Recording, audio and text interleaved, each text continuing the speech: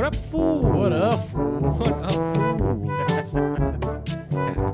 much, man. Fresh off the theater show, Florida Theater. Yeah, man. Huge opportunity. That was so cool. Yeah. Which is great. It kind of goes with our today's show is Opportunities versus opportunism. Okay. There's some people that are there's some people that have opportunities. They take advantage of those opportunities, and then there's some people that are opportunistic. Yeah. And those people view everything as an opportunity. Yes. Those people, honestly, they don't even see people as people. They see people as what can that person offer me? Yeah, like rungs on a ladder. Yeah, and I take advantage of opportunities when given to me. Yeah. But I don't like viewing people as opportunities. No, yeah, I know. Because I guess it's I'm gross. It's gross, and I guess I'm just very. You wouldn't like the West Coast. No, yeah, exactly. I find that very often when I run into some very LA style comics. And they're just like, so what are you into? Like you're like, get out of my face, man. Like, get out of my face. Like, Out of my face. Out of my face. Like, it's You yeah. just quote Scary Movie 2 at them. Yeah. Out of my face. Out of my face. God, I love that scene. The dude. movie theater scene. Is that Scary Movie 1 or 2? You know what I'm talking about?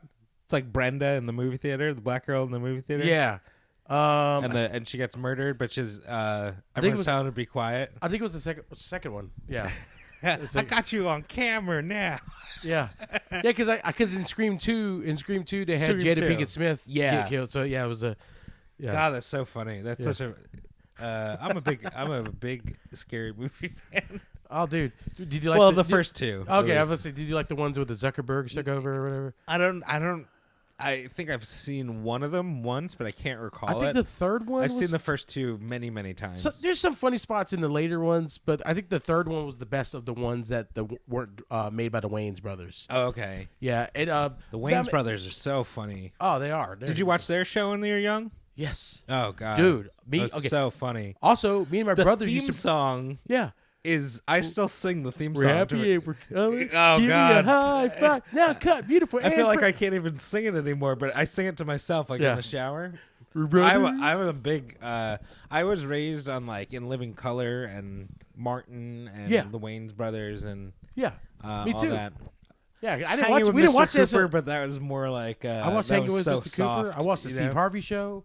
I watched all that. Bullethead was the most dangerous person on the But Martin and like In Living Color especially was In like Living really, Color, really I watched. influential.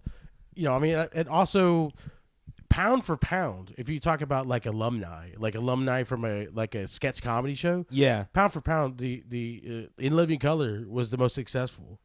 If you go by all the cast members, and what they're currently doing, that. Versus, I mean, SNL has way more seasons. SNL has Will Ferrell, but it also has Joe Piscopo. Yeah, so, I mean, but if you do like the complete catalog, of every single one, and then percentages wise, somebody said the Ben Stiller show is the most successful. If you do the law of averages based on the cast members per pound, and who's per successful capita or whatever, But that was like and the Dana Carvey show, right? Oh Jesus, I don't even remember that one.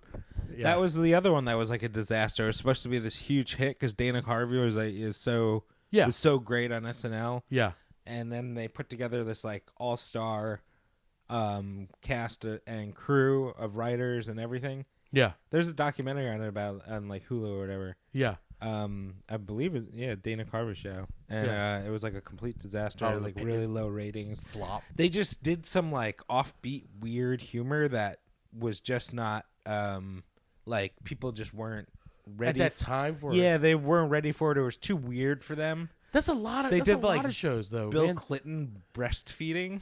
Like with real tits and like a baby, and they had like working tits, like in milk and shit, and they were explaining like how they had to go, like it was so detailed and like so involved and like all these creative choices. It was really interesting. Yeah, you check it out. It's good comedy. I gotta check it out. That's the one thing I noticed about a lot of like comedies is the ones that were offbeat for that time. A lot of them they were ahead of their time.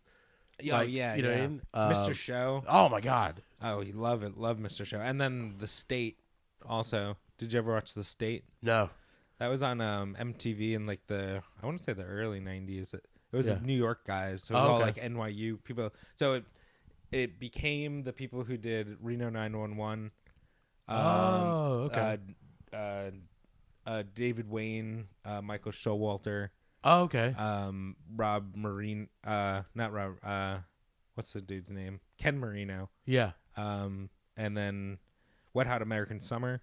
Oh, okay. Those guys. Oh, it's like that whole casting crew. Yeah. They did another show too on MTV. I can't remember the name of it. It was they did, and they did one on Comedy Central, some weird offbeat like European game show kind of thing. Yeah. But The State is like this really offbeat, funny, way ahead of its time sketch show. Yeah. Kind of like a Mr. Show. Yeah. But it's like a New York version of Mr. Show, I guess you could say. But they were all like, they would connect the sketches similar. But both like, I love both of those. And there's so many funny sketches. Yeah. Oh, yeah, dude. Hell yeah. I'm such a comedy nerd. It's fun, man. It's awesome. Yeah. Hell yeah, dude. Sometimes you got to be a student of the game to actually like be a part of it, I think, to some extent. Yeah, well, yeah, I think it helps to be like knowledgeable. Yeah. Although I feel like,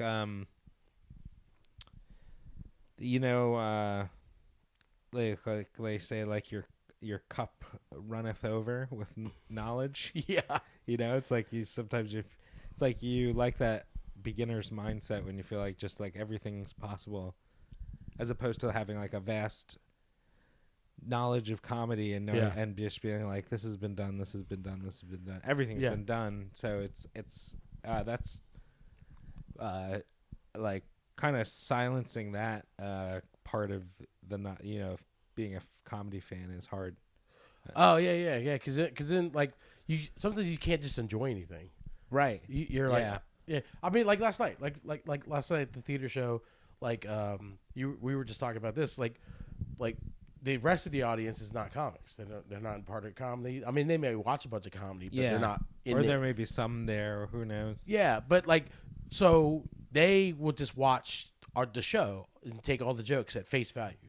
Yeah. Whereas we can't enjoy it like that because we're like, oh, okay, I know like 18 people that do that same joke. It's like you can't enjoy that, and then you're like dissecting the audience's reaction, and then. Oh, yeah. I was thinking about like how I would react to the audience acting like how they were, and then I was all over the place in the seat. I enjoyed your set. I felt like I was able to like watch, but they got rowdier and rowdier as they went on. Yeah. By the time Theo was on, it was just like it was a ruckus. Yeah. It's best described as yeah. It was yeah. It was there were some wild stallions. They were fucking man, but. Yeah, so opportunistic versus... I think opportunity is nice when it comes along and just will pop up. Yeah. And especially if you're well prepared and then you deliver on whatever the opportunity is, that's a great thing because that usually will lead to more. Yeah. And I honestly, I think if you space out your opportunities, if you're not viewing everything as an opportunity, like opportunistic people, you actually get to enjoy things. And you don't feel like as much of a failure, right? You're constantly let down. I think you gotta be. If for example, you just go into a room and you're like, everybody here is gonna provide me something, and then or if you go to a bus stop, you're like, oh, everybody here is a connection. Like that guy's fucking a bush right now. Like, it's a gross. Phony way to it's like phony because I think that's probably why I don't like it. I've watched friends on the West Coast that were like in comedy, that were like really close friends, and then I didn't see them for a while. Like they would sometimes some would move to LA, and then they come back down to San Diego to do a show. And you'd see them, and it would be like at this point they view you as like you can't do anything for me because you're not in LA, right? You're down here. Yeah. And it's like, and they look at you and they're like, oh, hi. And it's like this fake, like, they're being like fake nice. Oh, God. And it's as transparent as possible. Yeah. And you're like, oh, we were never friends. Yeah. I'm just realizing we were all never friends, except like a small handful, and it's like it's kind of like how Yeah. And so that is like sorting that out sucks, especially if you're a nice person, or genuine, it's like it's you're like fuck. But I guess it's like a natural thing in like a competitive field, like somewhat not natural. I shouldn't say that, but it's like it comes with the territory where it attracts people like that. Yeah. But the thing that sucks is you see people be shitty like that and then succeed off of it. Like if you could be funny and you could deliver on stage, but you could also be like a sociopath in how you either promote yourself or like ladder climb. Yeah. We people on the West Coast, they would call them climbers. Yeah. And then also ladder pullers is a term for someone who once they get to like another level up, they'll pull the ladder so up no one else could get up. They don't help people who helped them previously. Okay. In an effort to control this, Yeah. to hold it, so be like, oh, I'm more powerful than you now. Yeah. Quote unquote. Yeah, it's a strange thing, and you're like, oh, dude, this is not good. But then you meet genuine people that are funny, and that's great. The funniest people I know are genuine. The most successful people I know are sociopaths. That totally makes sense. Yeah. Yeah. Yeah. Because you'll do anything to get success. Yeah. You'll do anything, including it's like sacrifice of all relationships, like everything. Yeah. Nothing's sacred. Yeah. Friend, family, everything. It's just like anything to get ahead, and you're like, okay, well. Yeah. I mean, enjoy it. But the thing is, you want to say that. You go, well, fuck you. That's karma will catch up with you. And they don't. They just go on national tours. Shit, like that doesn't. It's the world is not fair, and it's not. Yeah. It doesn't reward being a good person. Yeah. It's just chaos, and then you have people who are good at marketing, and that's what's important nowadays. That's like 90% of it. Yeah. I was sat down at a dinner with people who are like marketers. Yeah. Like that's what they do for a living, but mostly e-commerce. Yeah. But they are like professional marketers, and they eat, breathe, and only talk about marketing. And I hate them. I don't hate them. They were fine. Yeah, yeah. Two of them were really cool. One of them was a huge douchebag. Yeah. But they were fine. But I said to them while we were eating, I said, if you are really good at this stuff that you guys do, I said, it has to be something like, I said, you have to be like a real sociopath to be like really good at this and be creative. I said, because usually you're one or the other. Yeah. Like people are either business minded or creative minded. Yeah. I said, if you could harness both and succeed at both, I said, you're like almost guaranteed success. Yeah. But it takes like a real fucking maniac to do that. Yeah.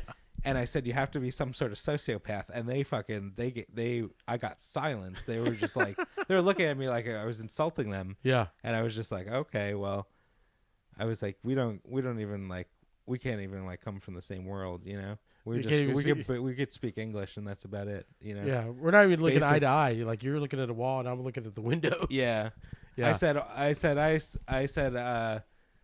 I was being real sarcastic to them. I said stupid me spent a bunch of years trying to become a really good comedian, and I said I should have just been taking better photos and hashtags and stuff, and I was just fucking like ripping but that's all they do. Yeah. And they they don't like that, but I don't give a shit. I'll never see them again. Maybe if I do, I might. Yeah, so like honestly, I think that was probably my favorite part about that doing the theater show was like, my whole career was literally like I was talking to a friend, like if I didn't tip as well as I do for what little I make, I overtip waitresses, bartenders. If I didn't overtip, that's a Foolosophy Foolosophy here. Yeah. Overtip. We support overtipping Dude, here. If I didn't overtip and then when I go on the road and like when I do shows, like I pay out way more than like other people would have pay out normally. Yeah. If I didn't do that in an overtip, I would be in a different tax bracket. I would be in a completely different tax. But my thing is like, I don't value money like that. The only value I have in money is it provides things that I need. That's it. Yeah. I don't value money can be exchanged for goods and services. That's it. That's like the rudimentary base meaning of money is the only value I have in it. I don't have any value otherwise. Yeah. If I didn't need money and it was just like a thing to have to buy stuff I kind of want sometimes, that's it. But if I don't. Well, as a I could change your mind about that. Yeah. Well, that's for a different episode. We'll cover money. Yeah. Oh no, I mean, like, or I could offer some suggestions. Yeah, I mean, but there's, I guess I've been come up with a lot of people that were opportunistic people. Yeah, like and they valued wealth, and they valued money. Yeah, and they valued possessions over connections, over because once you die, you can't take that shit with you. Yeah, you know what I mean? Like, I mean, so like, and or when the money's gone, if you don't build connections, you don't have a group of people who may be able to help you get money again. Right. Yeah. If you're stepping on everyone's head and then you lose everything, then you completely lost. Like that's my mind. That's one thing that leads into it too. Like, it's just like connections. You know, if you form human connections can get you opportunities. Absolutely, in roundabout ways. But that's what it's all about. You know. Yeah. That. You know. Yeah, I don't know, man. It's weird. And but at the same time, I'm like, man, if I was a little more sociopathic, dude, I would just be that much more successful. Oh my god, yeah. I don't know. It's just weird, but I mean, you can see it. You can see it in play anywhere. Like, you could go to a Black Friday sale, and you can see the difference between people who take opportunities and opportunistic people. Opportunistic people will be the people stepping on a security guard's head at Walmart to get a $2 TV. Yeah. You know? Whereas the people who embrace the opportunity are in line. Yeah. You know, that type of thing. I don't know. It's just weird. Man. Yeah. No. Like the people storming the gates, like trampling people. It's crazy. I think, it's strange to see or encounter people. You know, it's a personality type, I think. Yeah. You know, people who could. Yeah. I wonder if it's like a mental illness personality type. I think it's like something, or like, so if you don't, maybe if you're not raised, like establishing relationships or like valuing having a lot of close friends or like a close family. Yeah, you're Italian. I'm Latino and Filipino. So yeah, like we value families and stuff like that. I always think that's funny when people say that, because it's like they're like, I'm Italian. We're big into family. It's like, who the fuck isn't big into family? Like all cultures value family.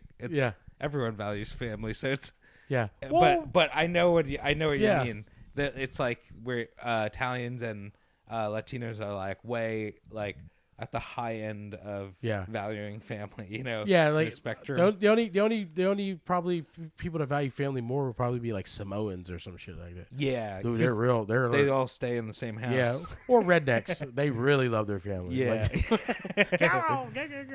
hand in the pants sort of love. My buddy Mike is Samoan. I wish you could meet him. Oh yeah, dude. He's great. Samoans are fucking cool, dude. And they value family, certainly. Oh yeah. Dude. Speaking of opportunities, I'm gonna do this real quick. I'm gonna do an opportunity to say what's up to people that are avid listeners to Foolosophy. Thor. I don't know if you know Thor. I love Thor. Thor listens all the time. Like, nice. I just found it out recently. And Tom Kennedy, Tom Kennedy, and then my friend Alex, and then So they've been listening. Yeah, they've been. What's up, Thor, Tom, and Alex? Oh yeah, dude. Yeah, so we could just speak directly to our listeners. Yeah, our fan base, our listener base is at all the fools. We could all fit in a room. We could have all our listeners in our studio space. Hell yeah, dude. Which is just a room with a bunch of leftover stuff in my house. Hell yeah, dude. Yeah, that's what it's about. Slow baby slow steps. burn, baby. Slow burn. You know. We just have fun. Another thing is like I had some people talking about wanting to possibly pop up, do a guest spot, and then also some other podcasts. Yeah, some other podcasts and stuff. Yep. Yeah, look into getting 2 more mics so we could have. Yeah, I feel like 4 people on a podcast is like the most you want to do. Or I mean, or take this sometime to a mic or a show, But we only have 2 microphones. Oh no, I mean we can switch. Yeah, I mean just to start before we go into buying the mics and stuff like that. But yeah. We could do. Yeah, I guess you and I could share a mic and then whoever we have on, or figure it out. Or one of us could just be on the mic. You could be on a mic, and I'll just be shouting. you just hear my voice in the background. Same level. Yeah. I don't need no fucking mic. I was given pipes from God, and God was like, "Hey, you don't need no mic." Yeah, I think. Have you ever had? Is this the biggest opportunity you've had doing comedy a theater show? I mean, yeah, probably. I do have a funny story about a blown opportunity. Okay, did I tell you about the Howie Mandel story? No. Okay. You tried to shake his hand. Oh no! It's so. So this whole day was just completely crazy. It was the same day that I lost the hot dog eating contest to a homeless guy. I don't know if you remember that episode or yeah. So I lost. So I was like, what's going on today? And I looked on Facebook, and it was the 8th anniversary of the Orlando Improv at their current location. Where they're at. Wow! And I was like, oh, I'm in town. I'll just pop by and do it because they had an open mic in their room out front. And I went to the open mic, and Ken Miller, one of the hosts. The host of it was like, "Yo, B, you didn't tell me you were gonna be in town." And he's like, "You want to do a guest spot?" And I'm like, "Hell yeah, dude!" So I was opening the show now. Like he did his host set, and then he brought me up, and hot crowd, full room, hot crowd. I went up, and then my buddy Ross Padgett went up, and he's super funny guy from Orlando.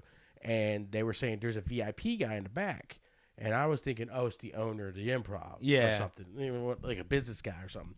And they were like, oh, it's Howie Mandel. Oh. And he comes up, he walks up, he's wearing like a hoodie and shorts, and he walks up, and he has an entourage. He has like his manager and I guess an opening comedian or buddy that works with him on Deal or No Deal. So he walks up to me, and they all get real close. He's real close, which is weird because I know he's like a notorious germaphobe. Yeah. He's real close, and he's doing callbacks to my jokes. To me. Wow. Him and his manager and stuff. They were like, he's like, you were very funny. I was like, what? I was blown away. I got way too excited. And I got a selfie with him and his entourage. And then he went up and he dropped 20 hot minutes, like 10 minutes of like old stuff, doing impressions and stuff of like Bobby from Bobby's World and Gizmo and stuff. And then he did 10 minutes of brand new stuff that's never been heard. Nice. And he destroyed. And then I got so excited. I watched the set. Then I stepped out. I called my parents because that was the first time I ever worked with someone that they knew. Yeah, most of them were like Kyle Kinane or something like that. They comedy famous. But not they don't like, know who that is. Yeah. So I was like amped up, like, oh, this is the first time I worked with it, and his manager got my information. I wrote it on a piece of paper, my phone number, my email, all this stuff. Wow. While I'm on the phone with my parents, I get way too excited because I see them pop out, and I go, Mom, and I put her on speakerphone, and I handed Howie Mandel my phone. And the look of disappointment on everyone's face. I didn't hand it to him, to hold it. I just brought it to where he could speak into it. Like, I don't, I still kept in mind. My mouth is agape. Yeah, exactly. That's, yes. Yeah. So, oh, dude. Oh, man. Just all the coup points, all gone.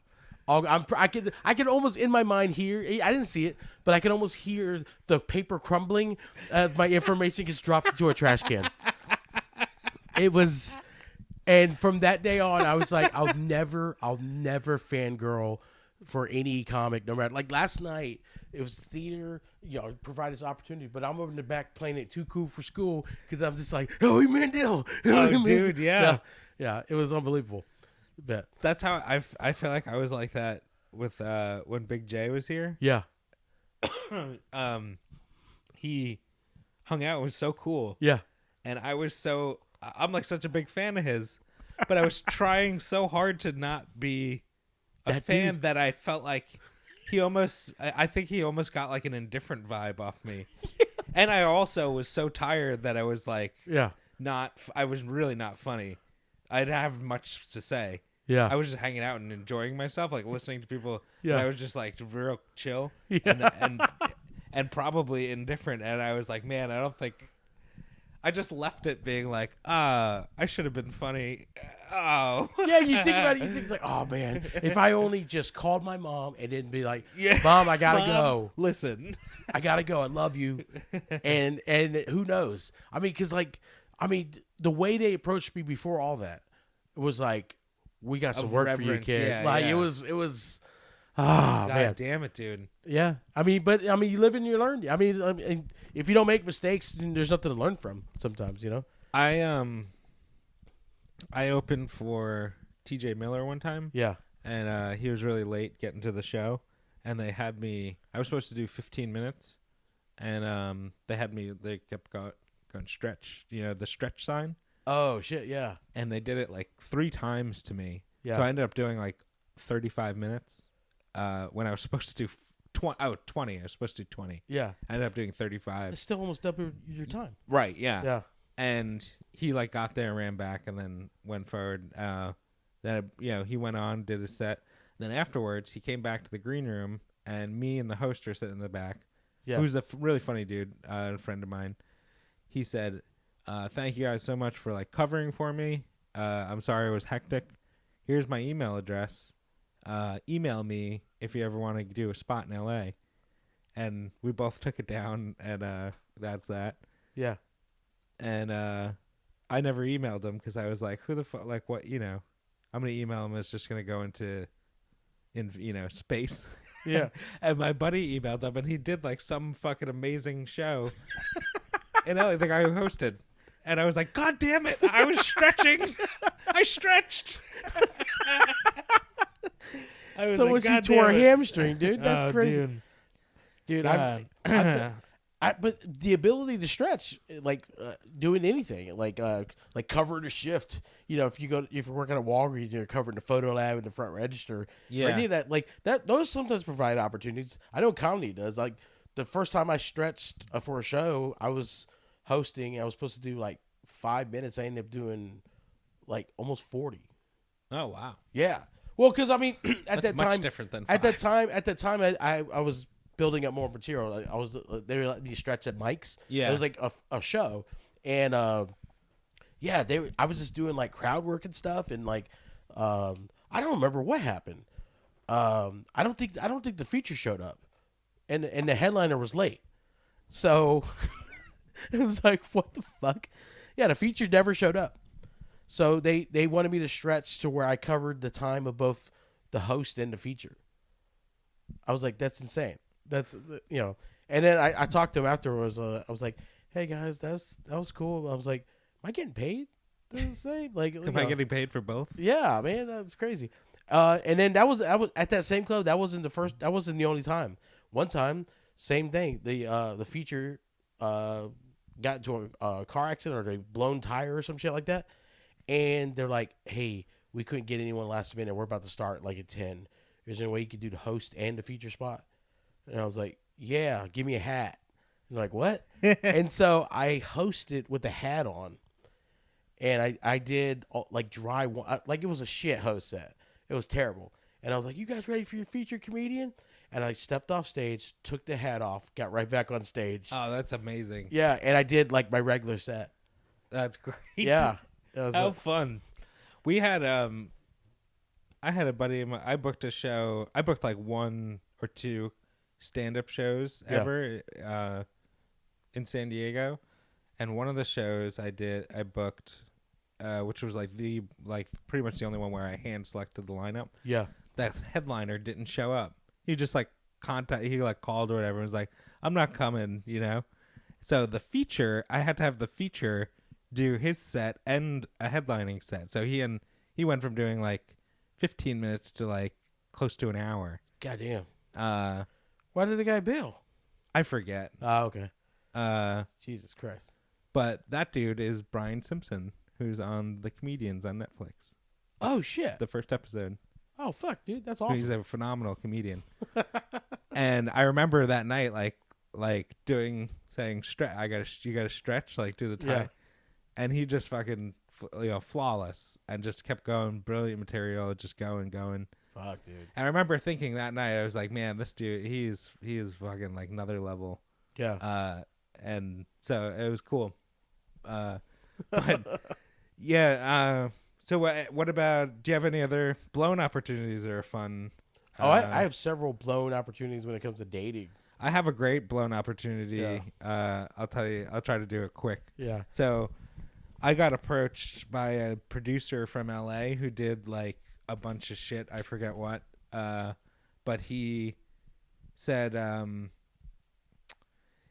want you to like produce or come up with an idea for like a reality TV show, and we'll pitch it to this company who is the company who does like America's Got Talent. Yeah. We'll pitch it to them because I have an in there. Yeah. So I was like, okay. So my buddy Adam and I developed the idea for a show called Bar Mitzvah Battles, which was like my Sweet 16, but it was little Jewish kids. So we actually went to a bar mitzvah, filmed it, and then got a girl who was I was guest teaching at a high school, improv and sketch comedy class. They had like a guest artist thing where I don't know. But one of the girls in the class was Jewish, and she was really good at improviser. And I said, do you want to be our girl, be our like fake sweet bar mitzvah girl, pretend you're being bar mitzvahed, and you just complain, you're just an awful, you're just a nightmare. Bitch. Yeah. And she was like, I totally want to do it. So we like filmed at her house, we filmed with her parents. Yeah. We filmed an actual bar mitzvah, put this whole thing together, showed it to the guy, the producer, and he was like, this is incredible. My wife and I were watching this, and we're hysterical laughing. It was like 7 minutes long, whatever. Yeah. I still have it. He's going nuts. This is amazing. I can't wait to show this, blah, blah, blah. Within like 2 days, he's like, we have a meeting. When could you be in LA? And I was like, we'll go up whenever you want. Because we're just fucking open mic. We were open mic. Yeah. And I was like, oh my God. And my buddy and I were like, is this like the kind of thing where it's like, it's so fucking stupid. It's like, this is the thing that works and you don't know how, but like, yeah. So we're having like grandiose vision we're big dreams in our head. And we go up to LA. We stay at like his buddy's house. We sleep on the floor. We're all pumped. We're talking about it. We go to this meeting the next day. We go in this huge thing right in the middle of Hollywood. It's this huge building. There's fucking signs for America's Got Talent, all these other reality shows. Go in. We play the video. Yeah. And it's a guy. We go in. It's a guy who looks like not old Hollywood. He was like in his 50s probably. Yeah. But like Hollywood guy in a suit, and then his assistant. We all sit down. They play the video. His assistant is laughing, like audibly laughing the whole time. He's watching it, and I'm thinking like this is going well. Like you feel, you're as a comedian, you can feel the vibe in the room. Yeah. People are, and I'm like these, it's going well. The jokes are landing. Blah blah blah. And the video ends. The guy pushes the laptop screen down that we're playing it on, and he goes, Nope, I don't like it. I could tell these people were acting. I don't like it. And he just starts listing all these things that he hates about it. And immediately I'm like, what the fuck? Like, I'm panicking because it was all good up until then.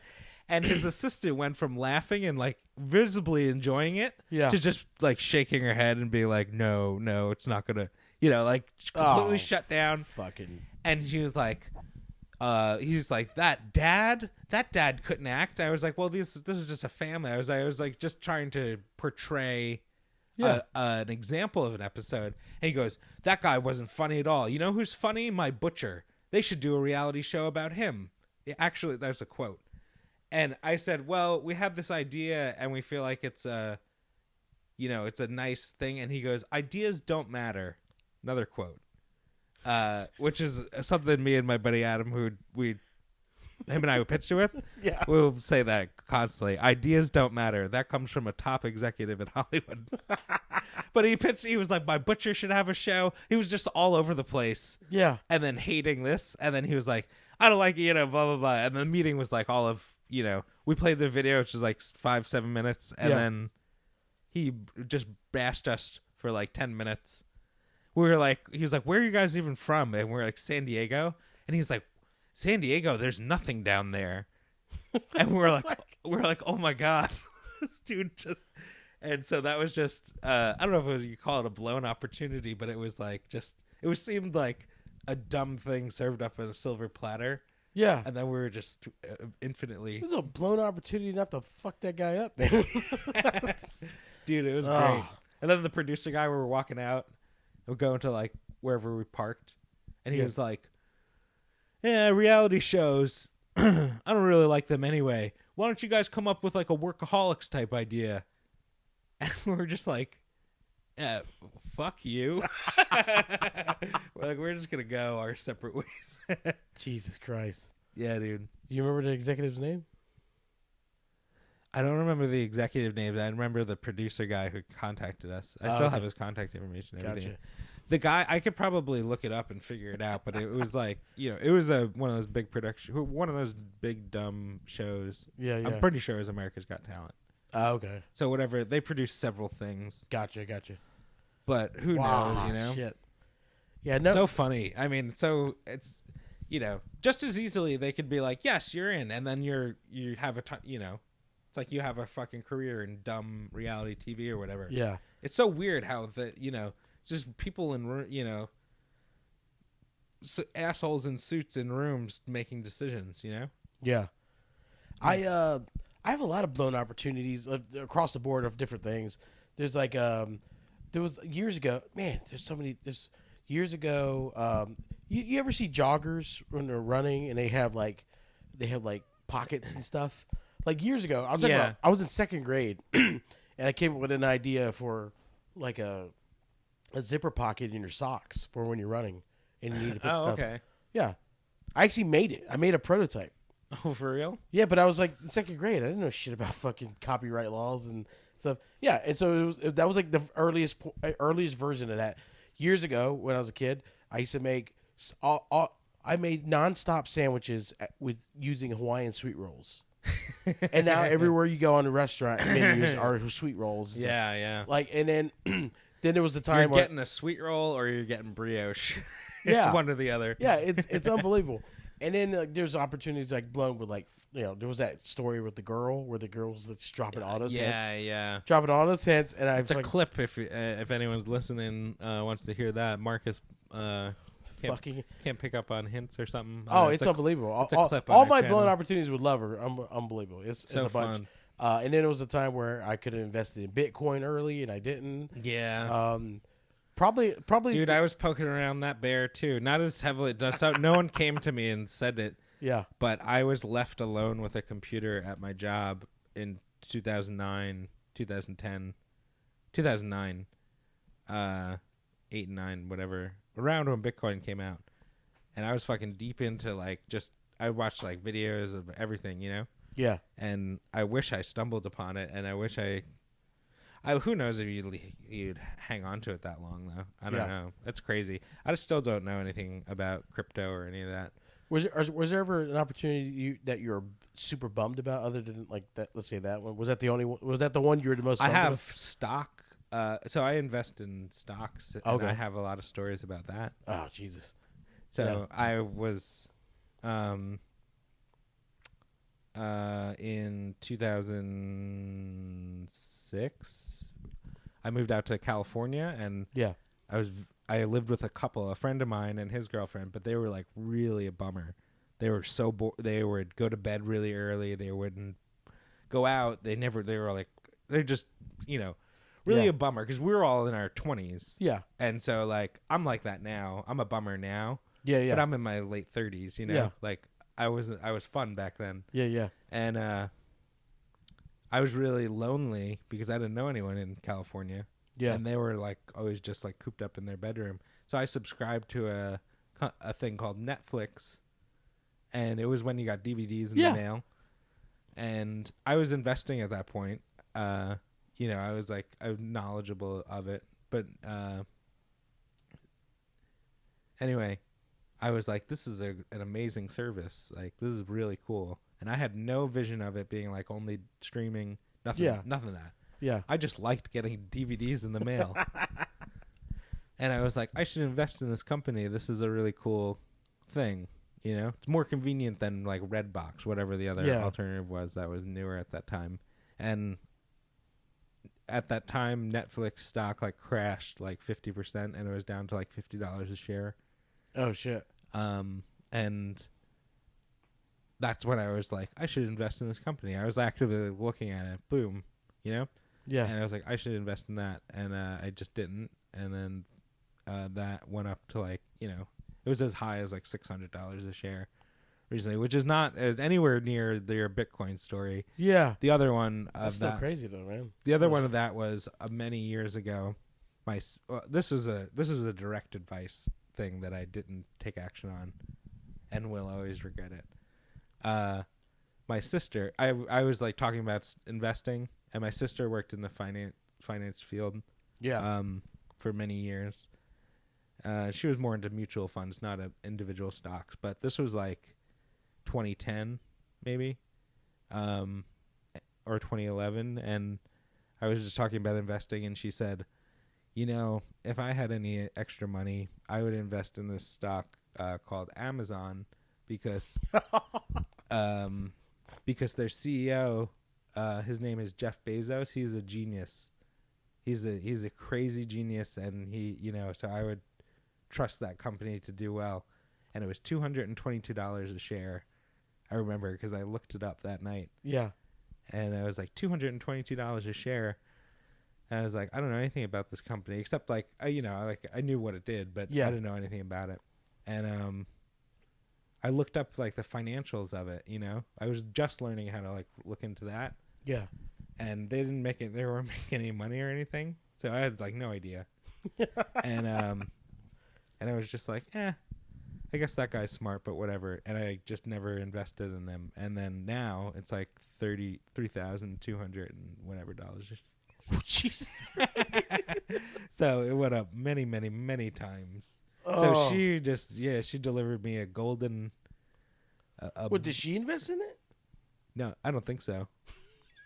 I don't know. I never asked her. Oh, that's shit. a good question. I should ask her. But I would say yeah. no. I wish I could find. I don't think she had the extra. She was just having kids and everything. Oh, like she was like, you know.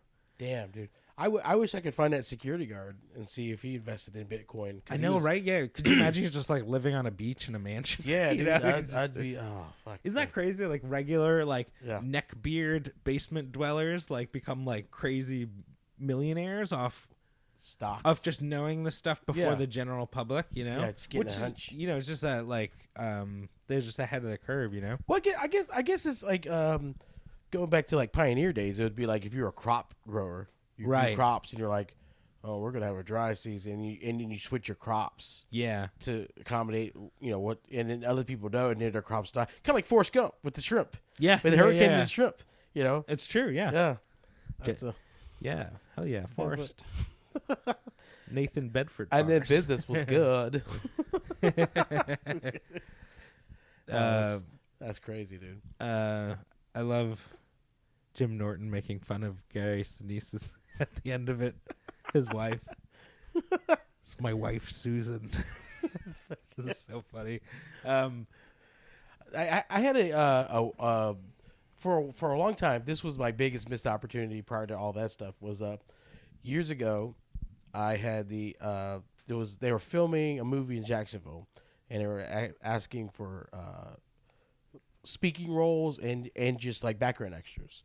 And this is when you had to go look for a movie role in the paper. Oh wow! In the back of the paper, like the classifieds. So I call, and they had this very specific age range, and I was like, I could throw some dust in my hair, you know, like fucking yeah.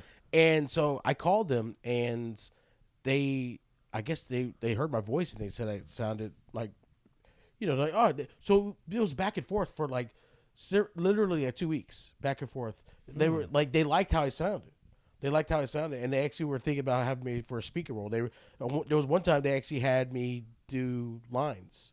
Oh, cool. Yeah, and so there. Did you go in or did you just send it in? No, they did them on the phone, over the phone. Oh, nice. They did them over the phone, and That's then sweet. Here's a weird thing.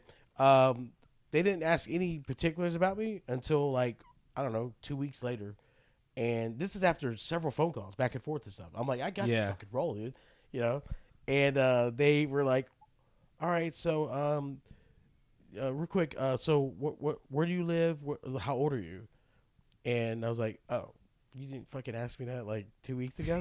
and I was like in my early 20s. Yeah. And they literally looking for someone like my age now, and oh no.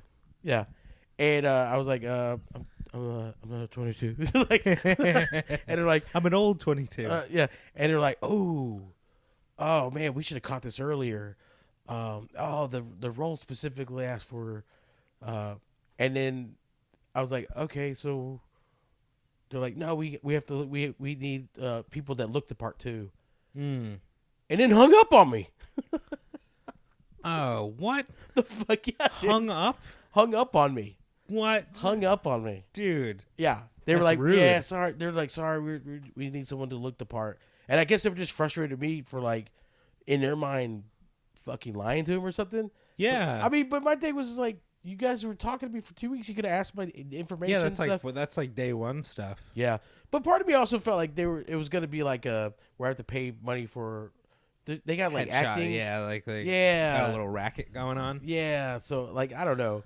So they were just, it got real weird before they asked me my age and information, and I was like, oh, you're about to ask my credit card information too. Yeah, but I was bummed out because it was the movie was Manchurian Candidate. Oh wow, the remake. Yeah. It was I think it was like Denzel Washington and Liev Schreiber. Yeah. And the scene was gonna be, it wasn't a big role, but it was just like, it was a boardroom meeting. And they said that every person in that scene had a speaking role. Oh. And I think they mentioned like SAG or non-SAG. Everyone was gonna get paid, like, because your speaking role you get paid a little more. Yeah. Than if you're just a background extra. And so they were discussing that. I was like, oh, dude, this is it. And then there was another movie I auditioned for, or I was about to go audition for.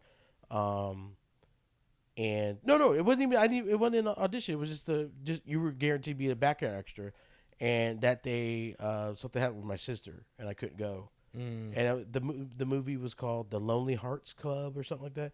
It had like John Travolta and a couple other people in it. Oh, it's filmed in Jacksonville. Yeah. And I for the longest time I held on to those, like, oh, that was my big break, this whole thing. And then looking back, it's like, who remembers those movies? No one remembers those fucking movies. Yeah, I know. It's funny. I just remembered a blown opportunity. I guess you could call it that. But yeah, when I was 23, so like just graduated college, and moved to San Diego, and I was like, I had nothing going on. I wasn't doing stand up yet. Yeah. But I wrote like sketch comedy and did videos and shit in college.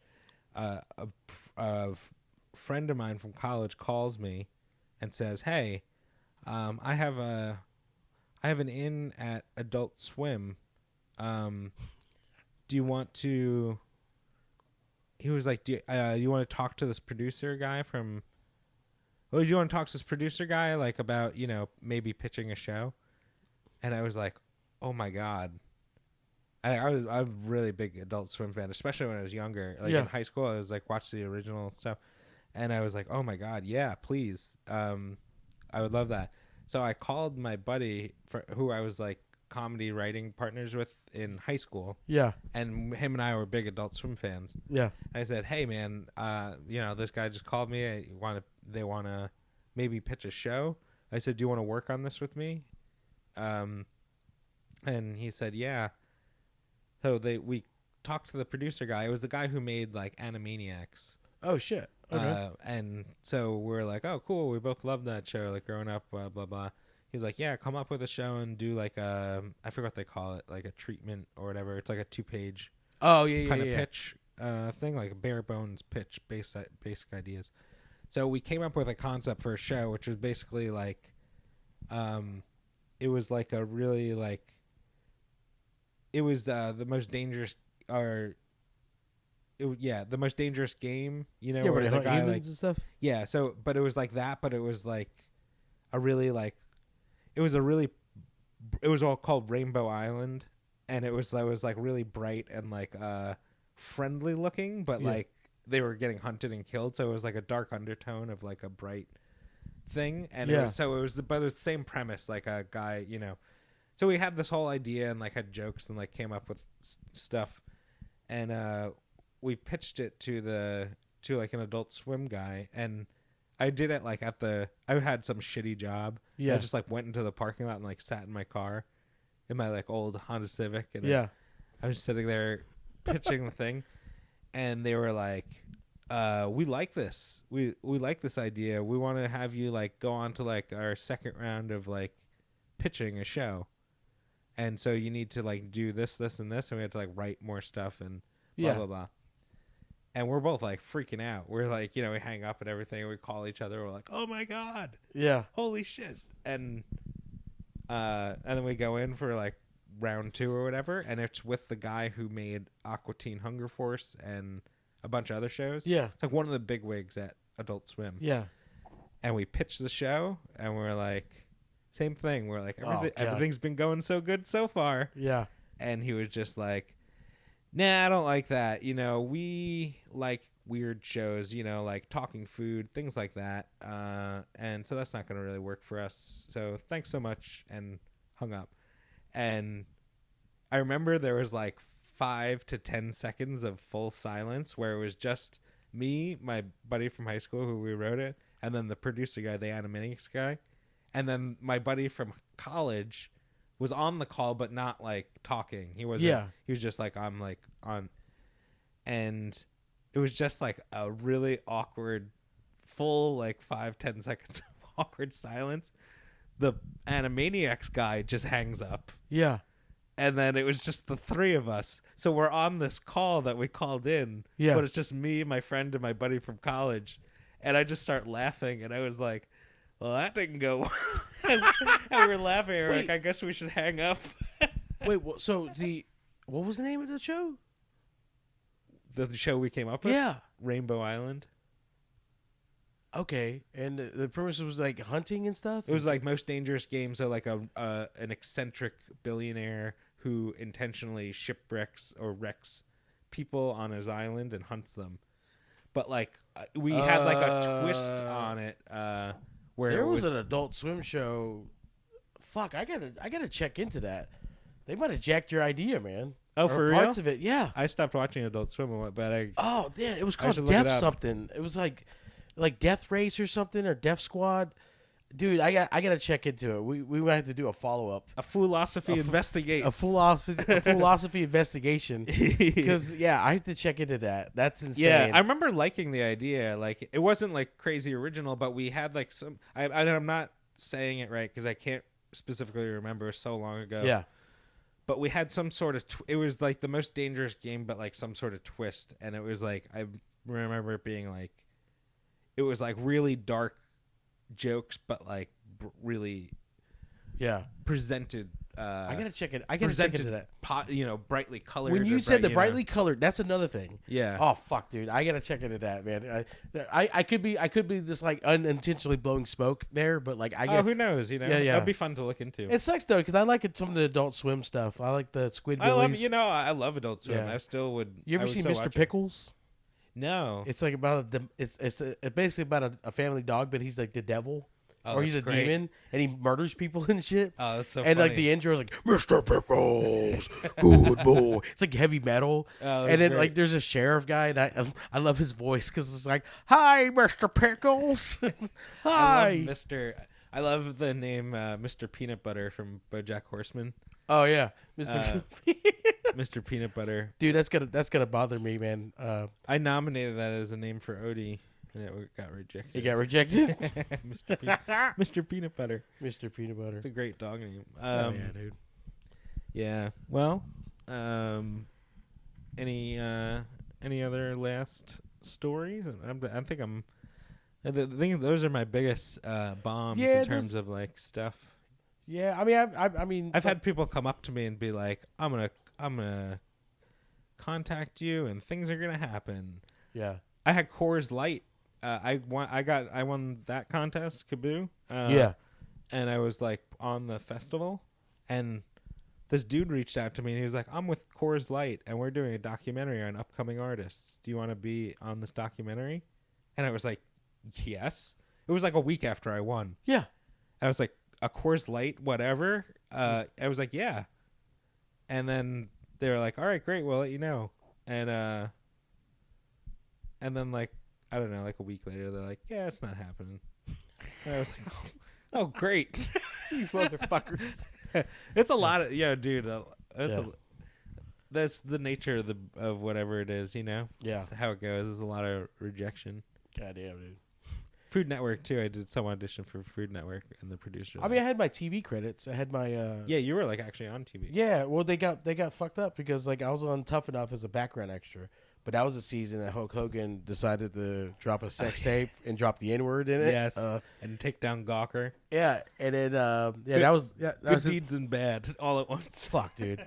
And then the other one was a Travel Channel one where I was on Travel Channel, but they switched branding on me.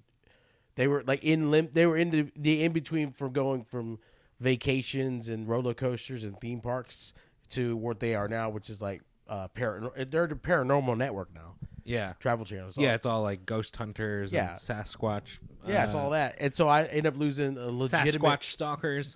I end up losing my only legitimate. They interviewed me as Marcus Crespo, and I was on. I was on that episode for 15 minutes. But I mean, it is what it is. I did it. But I mean, I don't even think if they actually aired it to this day, it was going to change my career. Yeah, No one's going to be like, "Hey, that's Marcus Crespo from Travel Channel." I know it's funny. I actually asked this question to my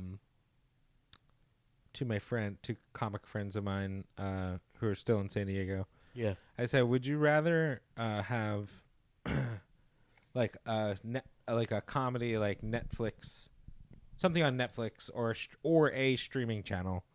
Yeah.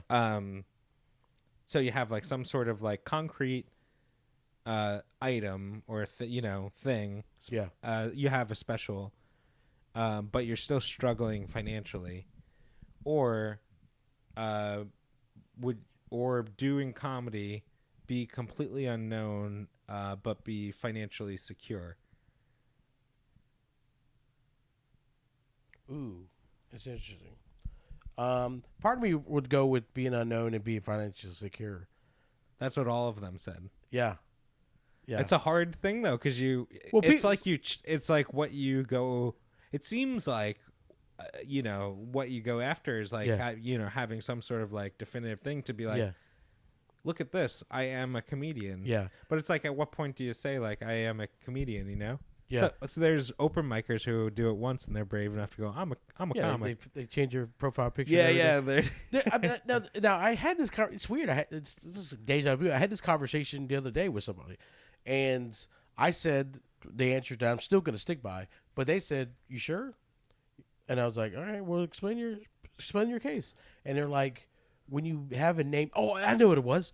We were talking about sports." Talking about sports. They were like, would you rather... I actually offered this quandary. Would you rather be a bench warmer, never play, but you make the league minimum for a veteran, which is like almost $1 million a year. It's like $800,000 a year. Yeah. But you last, you're just someone who lasts on the team as long as Brady. 17-year career. Yeah. 17-year career. You never get injured. You never play. You just racking up money. Or would you rather be... a guy who was a superstar for 3 seasons, blew his knee out, and he's done, but he's a superstar. And I was like, I'd rather be the bench warmer, man. The fuck? And they're like, you sure about that?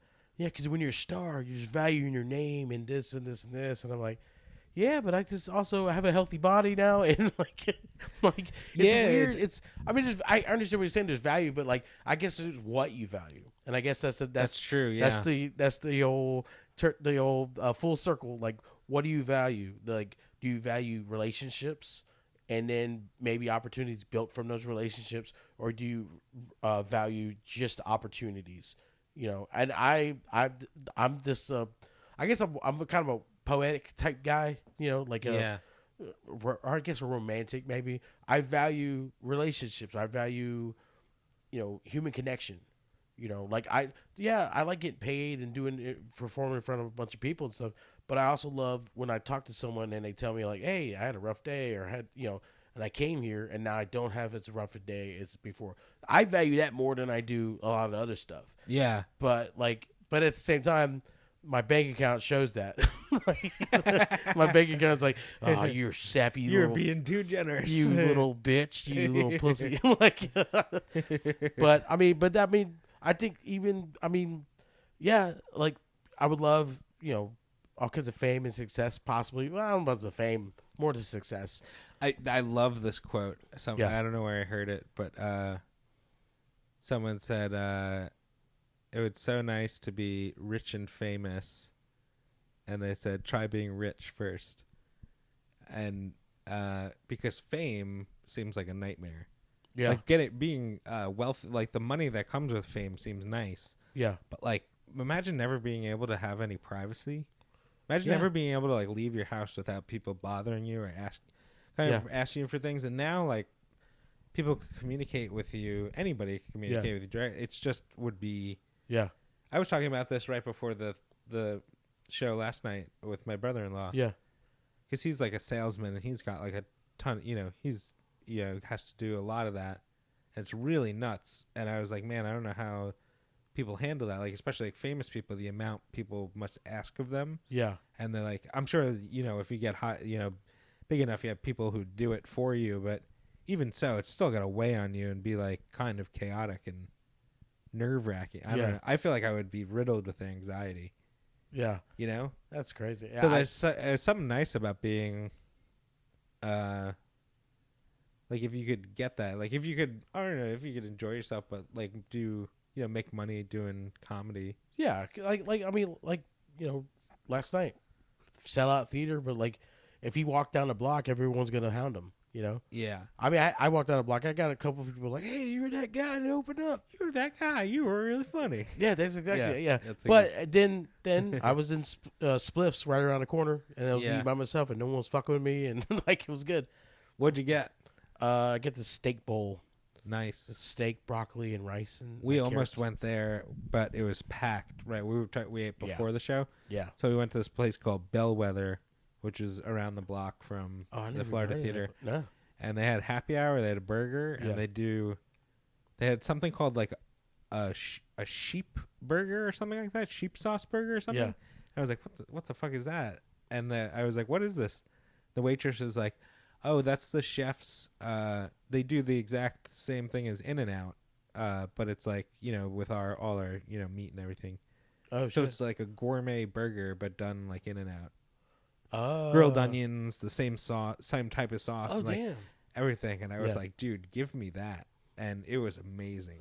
It was fucking good. I gotta check that out then. Yeah, I didn't even know that. Better than In-N-Out. Fuck, dude. Oh yeah, dude. Easily.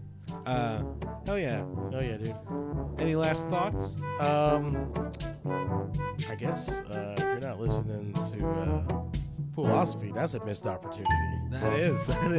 And it's dumb. Take this opportunity to subscribe to our YouTube channel. Yeah, dude. Yeah, because if you don't, it's dumb. And it's no fun being dumb. But it's cool to be foolish. Same time.